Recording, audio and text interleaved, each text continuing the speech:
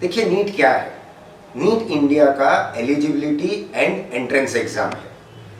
Entrance exam होने का मतलब ये कि जो 16-17 लाख स्टूडेंट्स नीट की एग्जाम दे रहे हैं, उसमें से जो टॉप 80,000 स्टूडेंट्स होंगे उनको इंडिया में एडमिशन मिलेगा एमबीबीएस में। एलिजिबिलिटी एग्जाम होने का क्या मतलब है?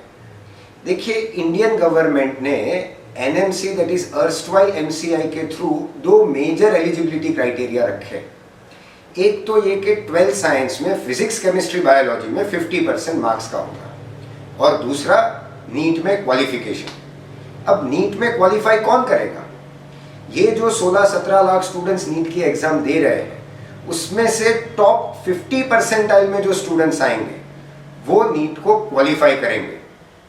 अब इसका क्या मतलब हुआ कि इंडिया में अगर एमबीबीएस में एडमिशन लेना है तो नीट में क्वालिफाई करना अनिवार्य है। अगर आपको कोई बोल रहा है कि चाहे आपने नीट क्वालिफाई ना किया हो फिर भी आपको इंडिया में एमबीबीएस में एडमिशन दिलाएंगे, तो सावधान हो जाइए, पॉसिबल नहीं है।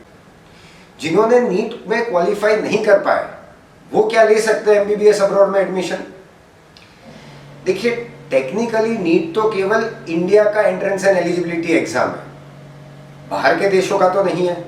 सो आप भले आपने नीट में क्वालिफाई ना किया हो, आप इंडिया के बाहर एमबीबीएस में एडमिशन ले सकते हैं। लेकिन ये याद रखिएगा, अगर आपने नीट में क्वालिफाई नहीं किया और इंडिया के बाहर एमबीबीएस में एडमिशन लिया तो आप वापस इंडिया आकर एज ए डॉक्टर प्रैक्टिस नहीं कर पाओगे, क्योंकि नीट इंडिया का एलिजिबिलिटी एग्जाम भी है। लेकिन फिर भी आपको निराश या हताश होने की जरूरत नहीं है।